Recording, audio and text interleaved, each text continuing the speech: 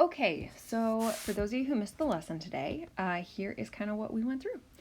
I just did a quick check-in with everybody and told them that I'm struggling right now to give you guys feedback on good math things. So like if you make a mistake on your homework, trying to figure out how to help you with that.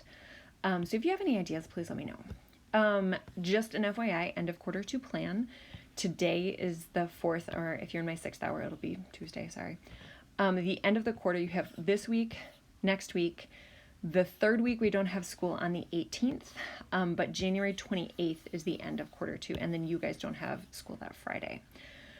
Today, we're going to learn about logarithms, and FYI, if you are not done with your exponential project, please do finish that this week. As a reminder of what we did last week, we did power and exponential functions. And by last week, I mean before break, sorry. Power functions, remember, are any function where you have an exponent as a base, and then a variable is the base, and then the number is the exponent.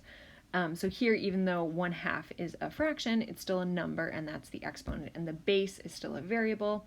So this is a power function, this is a power function. They often look kind of like U's, or maybe like these kind of squiggly whoopie bits. And then an exponential function would be if you had like a flat bit here and then it kind of shoots off, or if it starts high and ends up being flat, and that could be above or below the x-axis. And in this case, in the equation, the base is a number and the exponent is a variable. So base is a number, exponent a variable, base is a number, exponent is a variable. So this is just kind of a quick reminder. And then what we're going to talk about today are logarithms. So we're going to talk about how this equation and this equation are similar. I'm going to make a second video for that.